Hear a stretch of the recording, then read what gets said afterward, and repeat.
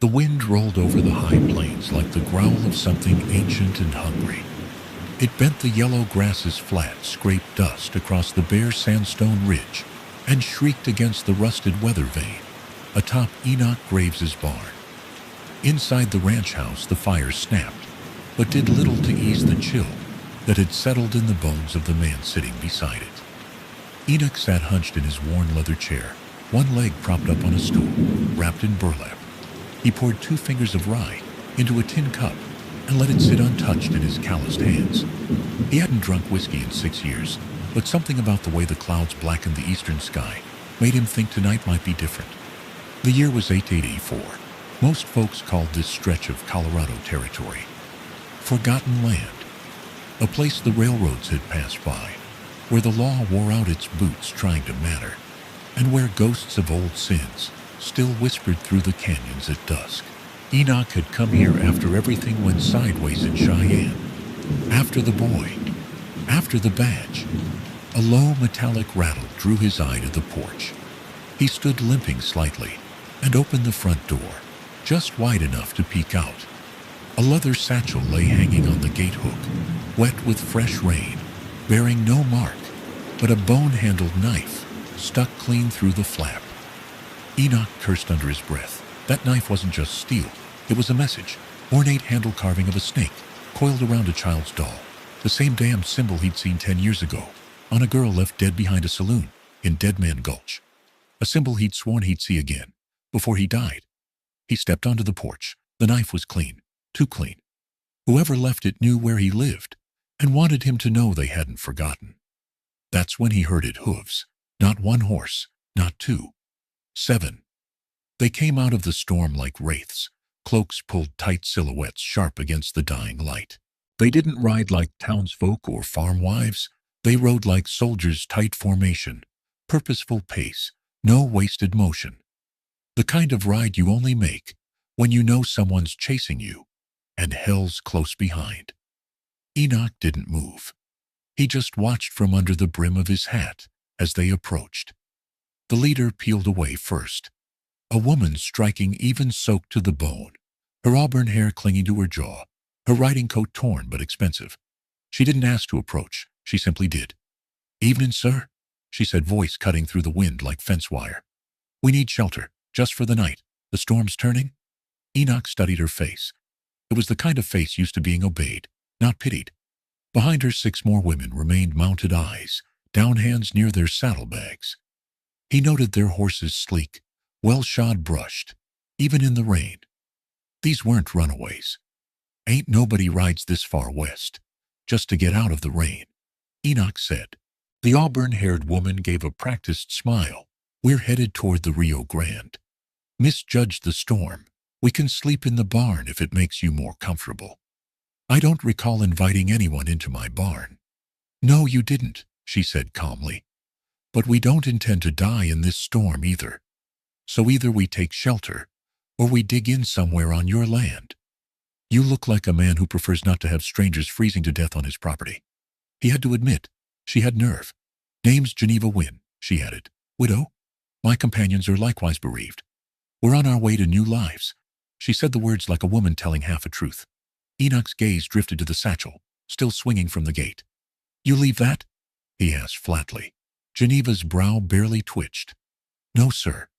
But if it carries a message, I suspect we'll all understand it soon enough." That reply alone kept him from reaching for the rifle behind his door. "Stable's dry," he said. "Barn's not locked. You can settle your horses and gear there. Come to the porch after." Geneva nodded once. She wheeled her horse without a word, and the others followed her like hounds, falling in step behind their alpha. Their silence disturbed him more than anything. Enoch watched them disappear into the mist. Then he turned back inside and tossed another log on the fire. He didn't trust them, not for a second, but he couldn't ignore the knot forming in his stomach, the kind of knot that had kept him alive all these years. They were running from something, and that something was closing in. 10 minutes later, they came up onto his porch, boots heavy with mud, cheeks raw from wind. Geneva knocked once, waited. He opened the door halfway. "Leave your guns at the step," he said. Then you best lead by example, Geneva replied. He paused, then stepped back, rifle slung openly on his shoulder. Fair enough. They entered one by one. 7 women. 7 sets of wary eyes. Some carried themselves like dancers, others like hired guns. One, the youngest, looked barely out of her teens, with a look in her eyes that said she'd seen worse than death. The smell of wet horse sweat and powder filled the room. Geneva removed her coat, revealing a dark green dress, too fine for a journey this rough. Her hands were clean, her boots polished, but her eyes held storms that made Enoch's shutters creak. Kitchen's that way, he said. Fire's warm, coffee's black. The women moved into the room, in a way that made him flinch, spread out backs to walls, hands never far from satchels. This wasn't fear. It was preparation. Geneva lingered near the fire. Thank you for the hospitality, Mr. Graves. Enoch Graves. Fitting name, she murmured, not looking at him. He didn't reply, just poured 8 cups of coffee and passed them out in silence. The youngest, Ivy, took hers with trembling hands. Another, a sharp-eyed woman with a scar across her chin, declined. As the wind howled around them, and the first thunder cracked over the plains, Enoch sat in his chair again, watching them like a pack of coyotes that hadn't yet decided whether they meant to sleep or steal. They were too quiet, and somewhere out there in the dark, he knew someone was coming for them, or maybe coming for him. Either way, blood would visit his doorstep before the dawn. The fire snapped louder now, hungry from the wet air seeping in under the door. Enoch sat stiff in his chair, sipping his coffee without tasting it. Across the room, Geneva Wynne watched the flames, like a woman weighing judgment, her eyes catching the flicker, not as warmth, but warning. The others had fanned out around his sitting room in a way that didn't sit right. Enoch had spent too many years watching desperate men walk into saloons with twitchy hands and dead eyes to miss the signs. These women didn't rest like travelers. They waited like sentries. The blonde one, the one who looked no more than 20, leaned on the windowsill, one hand tucked casually into the folds of her cloak. The way her elbow flexed would have betrayed a holster. The redhead stood near the front door, where the rifle rack was mounted. The scarred brunette Clara Geneva had called her positioned herself nearest the back exit. He'd seen cavalry formations looser than this. You ladies always travel so organized, he asked, voice even. Geneva didn't flinch. We've been through too much not to? I imagine so. He set his tin cup down, watching Ivy, the youngest, lift hers to trembling lips. The girl's hands shook too much for it to be just cold.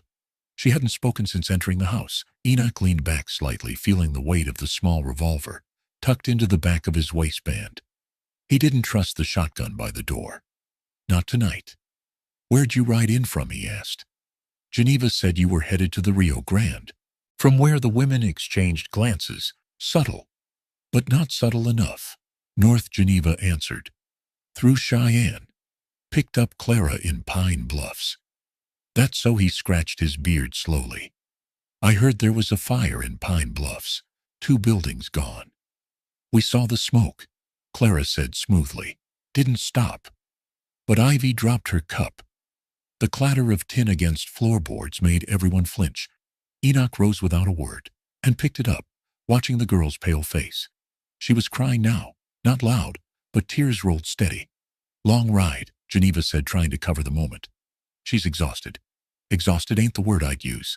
He handed the cup back. She looks like a girl who saw a man die yesterday.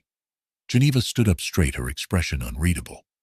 Is this your idea of hospitality, Mr. Graves? My idea of hospitality, he said, is offering coffee and a roof during a storm. Not playing along when someone tells me a story that ain't got its seam sewn straight. The silence that followed was taut. Only the wind spoke, rattling the shutters like restless hands. Geneva stepped forward, calm, but coiled. I get it, she said. You're a man who's seen his share of liars, maybe been one yourself. But we didn't come here to deceive you. We just needed a place to wait out the storm. Enoch crossed to the fire, stoked it with the poker, and said nothing. But his ears were listening for every shift of foot, every draw of breath. You've got a Pinkerton gait, Clara said quietly. He turned his head slightly. Excuse me. You walk like a man trained to watch corners, always giving one shoulder to the room. Never sit with your back to the door. That don't come from farming. Geneva shot Clara a sharp look, but the damage was done. Enoch smiled grimly. You don't sound like widows.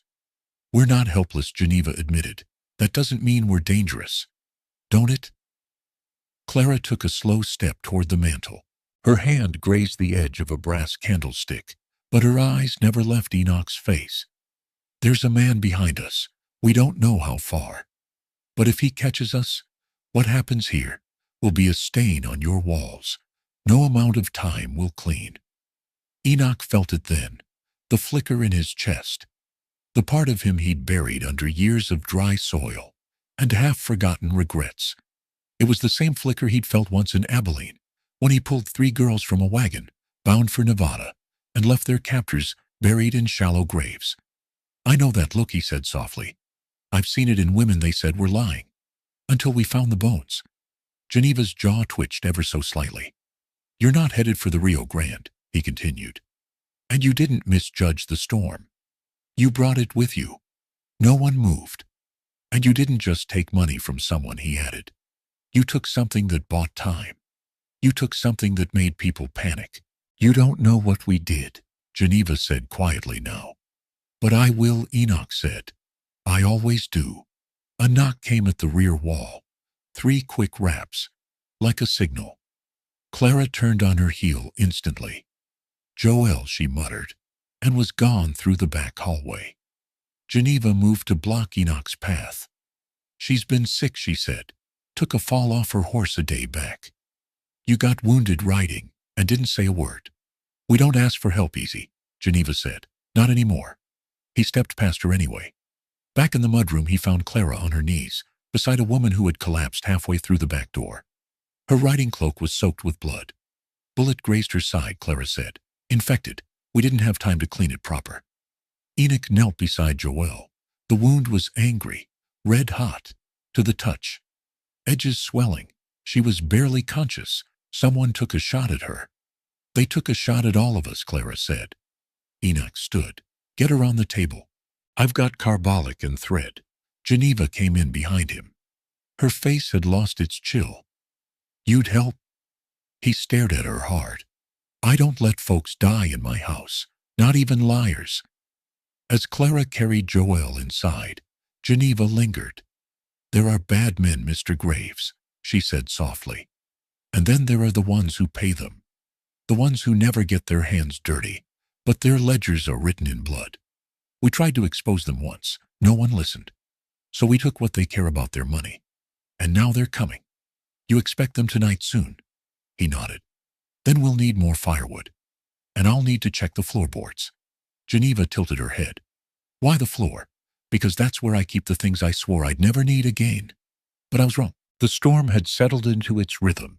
Steady sheets of rain, a rolling growl of thunder, just far enough to lull a man into false comfort. But Enoch Graves wasn't one for illusions. He sat at his kitchen table, needle in hand, sewing up Joelle's side by lantern light, while Clara braced her shoulders, and Geneva kept the whiskey flask steady. The wound was shallow but angry.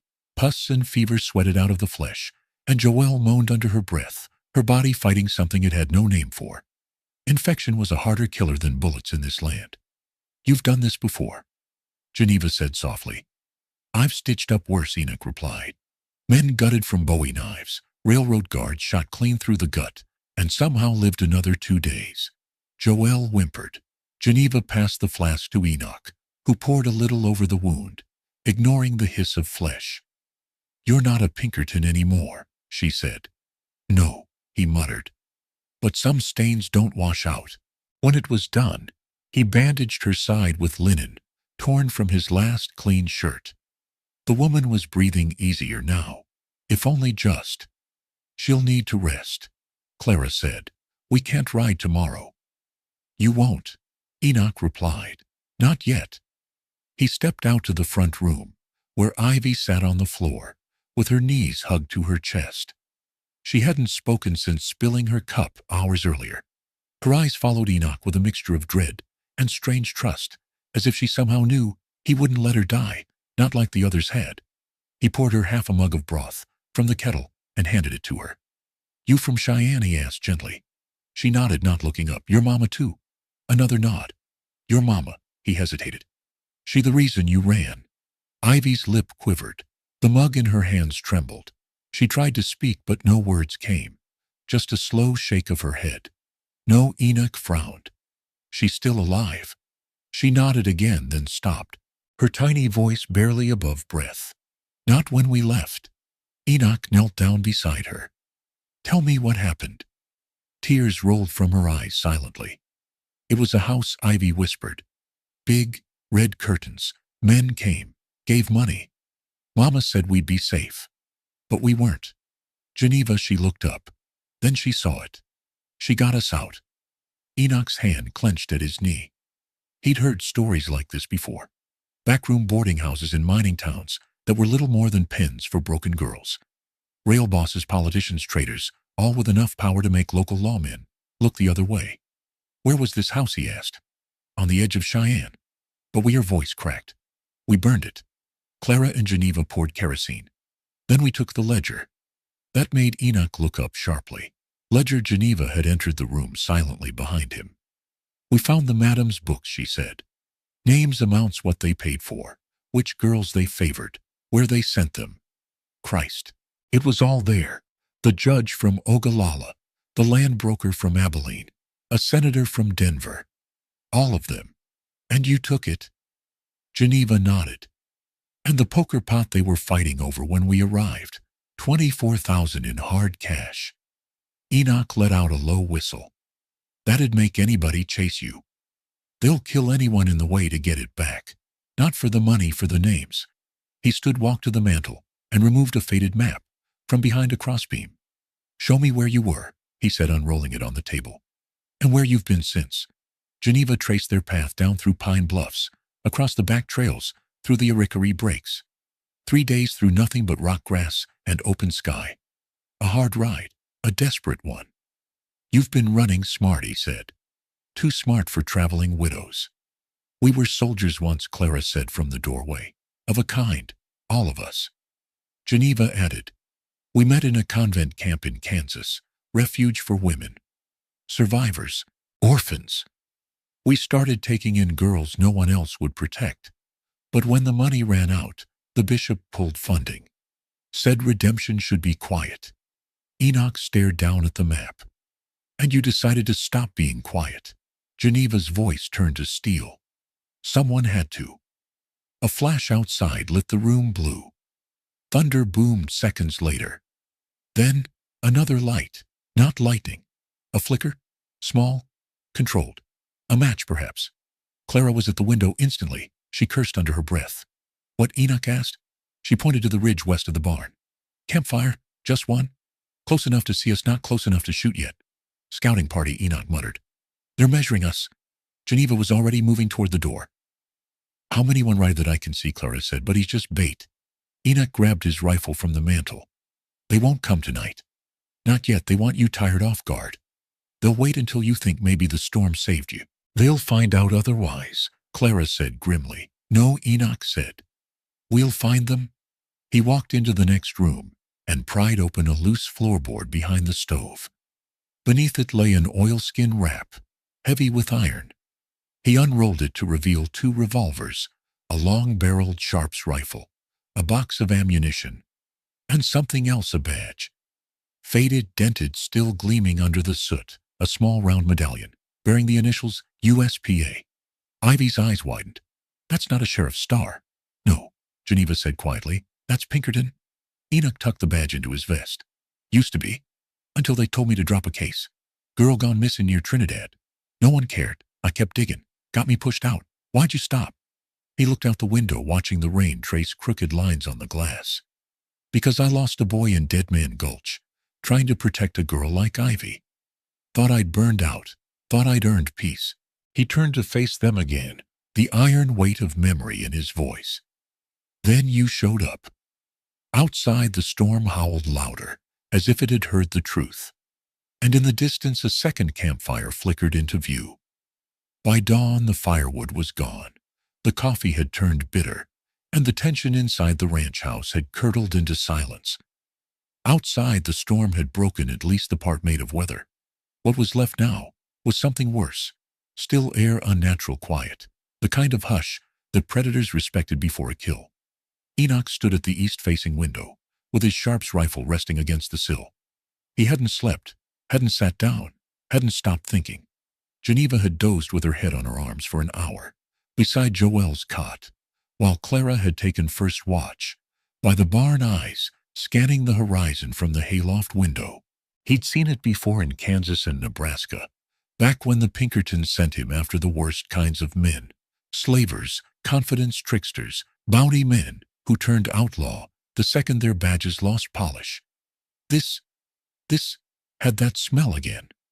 When the sound finally came, it wasn't a rifle crack or the scream of horses. It was a whistle long, low, and deliberate. Enoch's blood froze. Geneva lifted her head. That signal means something to you.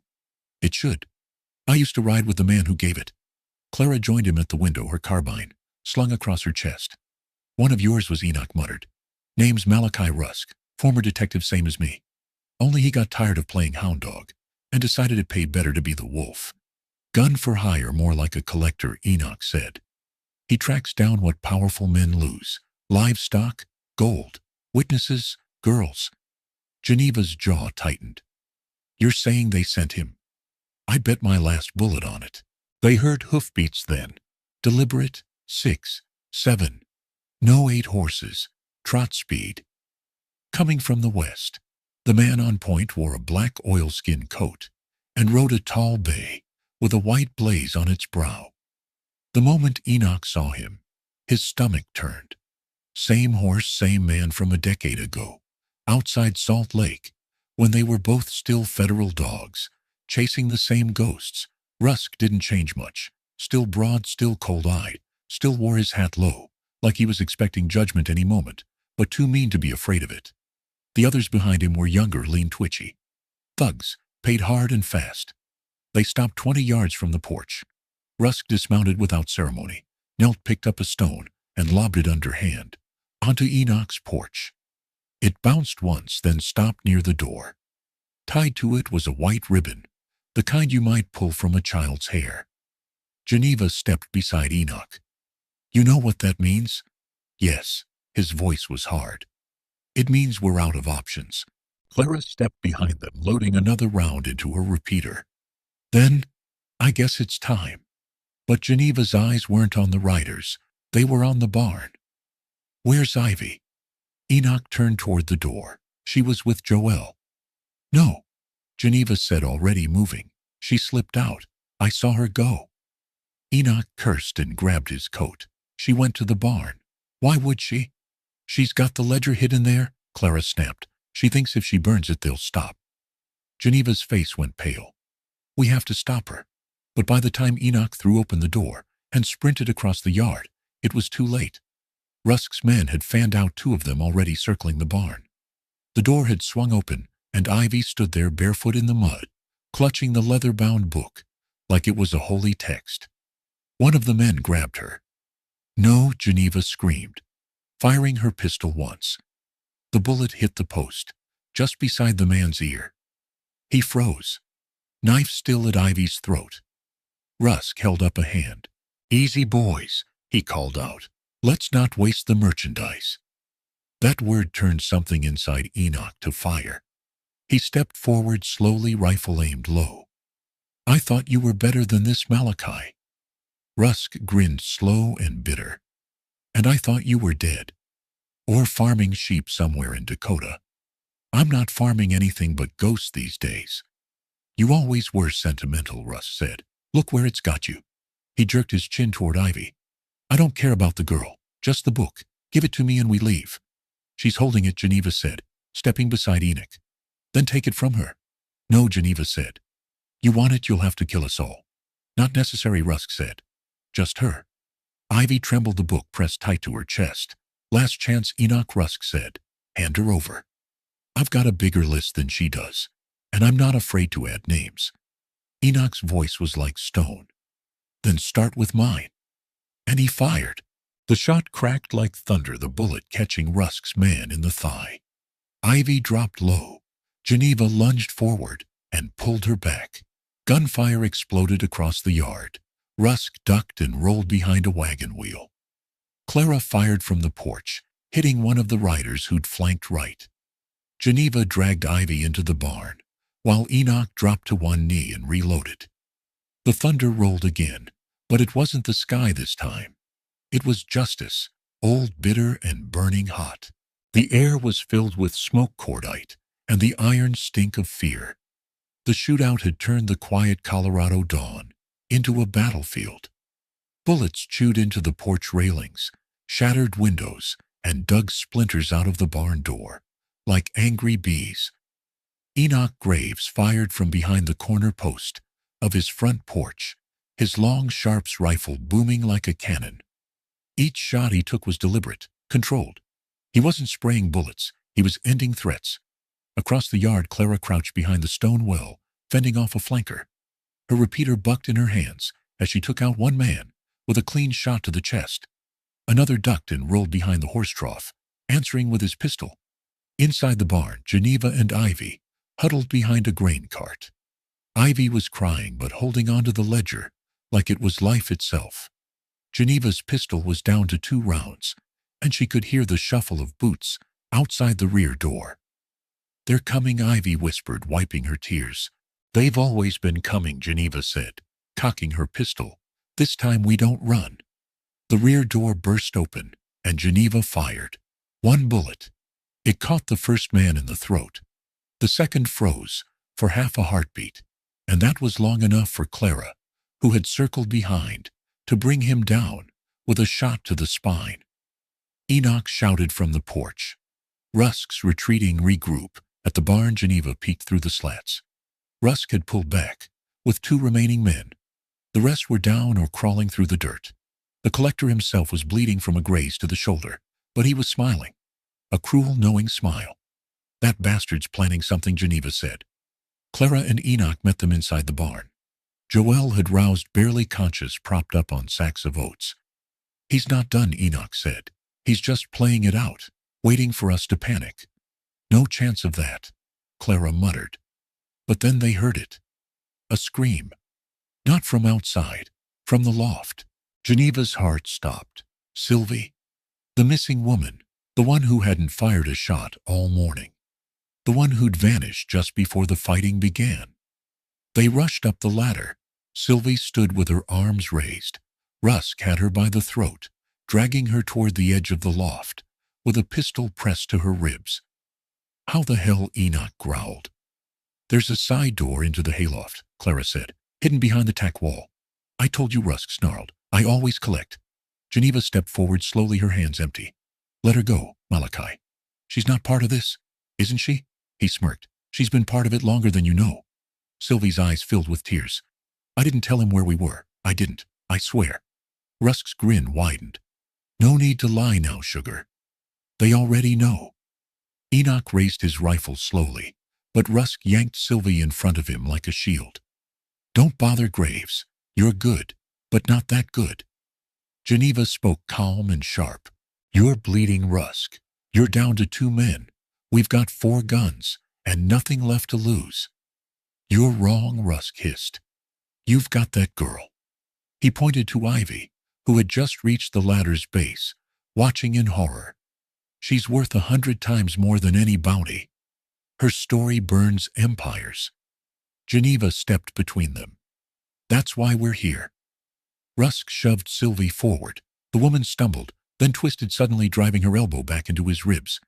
He fired once, wild. The bullet caught her in the side. She cried out but kept moving. Geneva dove left. Enoch fired. The bullet struck true. Malachi Rusk staggered backward. The pistol dropped from his hand. His mouth opened but no words came. He toppled out of the loft. The thud echoed through the barn, like the fall of something ancient. Ivy rushed to Sylvie's side. She was bleeding badly, but alive. "You're gonna be all right," Geneva whispered, holding her. "No," Sylvie gasped. "I did wrong. I thought if I just helped a little, they'd leave me alone." Geneva gripped her hand. "You made it right." Sylvie coughed. Keep running. Only works till you stop.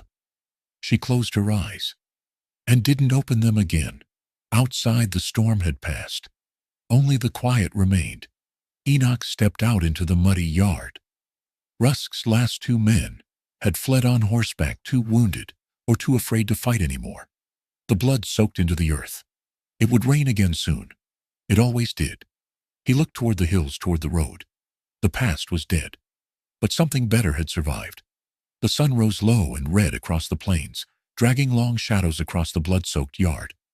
Enoch stood alone beneath the rafters of his ruined porch, eyes fixed on the eastern horizon, where the morning fog clung to the grass, like ghosts reluctant to leave. Behind him, the ranch house looked like a place that had survived a siege. Windows shattered, blood smeared across floorboards. Powder smoke still clung to the curtains like sorrow. Joelle sat on the settee, her wound, freshly dressed eyes glassy but alive. Ivy was curled beside her, wrapped in one of Enoch's old wool coats. She hadn't spoken since Sylvie died, but her hand never left the ledger.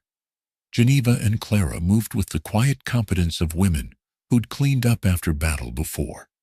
They'd stripped the bodies, gathered weapons, and loaded what remained of Rusk into a feed cart. Enoch would bury him far from the house, deep, quiet, no marker. A fresh wind blew through the broken door as Geneva stepped inside. "They're coming," she said. "Federal riders?" Enoch asked. She nodded. 6 of them. From the east, clean uniforms, not bounty men. Enoch grabbed his coat, adjusted his belt. "I signaled them 3 days ago. Back when I found the knife on my gate." Geneva stared. "You expected us?" "I expected someone. That knife's only ever been used by one group. And I figured if they were bold enough to send me that message, they knew something was coming. Why didn't you tell us?" "Because I needed to know which side you were on." She didn't argue. She just nodded, once the grief in her eyes folding into something like respect. They stepped outside together. The federal marshals arrived without ceremony, hard-eyed, uniformed, clean but wary.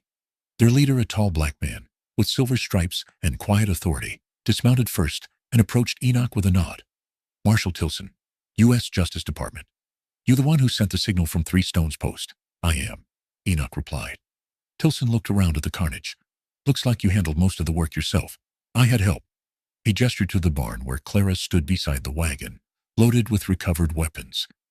Tilson's eyes paused on the women. "That the cargo?" "No," Enoch said. "That's the cavalry." They all moved inside, where Geneva laid the ledger gently on the kitchen table. Ivy stood nearby, silent but watchful. "This what you need?" Geneva asked. Tilson opened it slowly, reverently. Page after page of names, payments, destinations, all handwritten, clear, organized. "Lord," he whispered, "this is enough to break half the West." "That's the idea," Clara muttered. Tilson closed the book. "I'll have to take sworn statements. You'll be under protective custody until we get indictments." Geneva crossed her arms. "We want out. New names, new lives." "That was the deal." "I'm not in the business of deals," Tilson said. "But you're in the business of justice," Enoch interrupted. "And what these women did, it was federal work, even if nobody hired them to do it." Tilson glanced between them. He wasn't quick to speak, which Enoch appreciated. "All right," the marshal said, "we'll get it done. It won't be pretty, but it'll be legal. There's a safe house in Carson City. We'll move you in stages." Clara exhaled like she'd been holding her breath for years. Geneva offered a silent nod. "What about the girl?" Tilson asked. Ivy stepped forward on her own. She looked up at Tilson, then at Enoch. "I want to stay," she said quietly. Everyone turned to her. "With me?" Enoch asked, stunned. She nodded. "You don't run. You fight." "You sure?" Geneva asked, voice gentle. Ivy hesitated, then nodded again. "If I leave, I'll always be afraid. But here, I know what's right." "He showed me?" Tilson studied Enoch. "You willing to be her guardian?" Enoch looked down at the girl. His throat tightened. All the years of silence, of self-imposed penance, they cracked in that one moment. "I am." "Then we'll draw up the papers." The marshals got to work. The bodies were buried. The house was swept. The ledger sealed in a lockbox, and marked for immediate transfer. Before the riders left, Geneva pulled Enoch aside. "We could have left you to your ghost," she said, "but we didn't. And I could have turned you in," he replied. "But I didn't. You regret it." He looked toward the hills where the sunlight was warming the edge of the world. "No," he said. "You reminded me what my name used to mean." She touched his shoulder. "Goodbye, Enoch Graves." "No," he said softly. "Not goodbye. Just go do what you were born to do." She smiled. Not the rehearsed one, not the dangerous one, a real one. And then she turned, mounting up with Clara and Joel, riding west, toward new names and new lives. Enoch stood in the doorway with Ivy at his side. She was holding his hand. Not tight, just enough. "You think they'll be okay?" she asked. "No," he said. "But I think they'll survive. And that's more than most." The wind picked up, brushing through the tall grass, like the sigh of an old world passing away. Behind them, the house still smelled faintly of gunpowder and courage. But ahead was something else entirely. The long road was calling. And for once, Enoch Graves was ready to answer.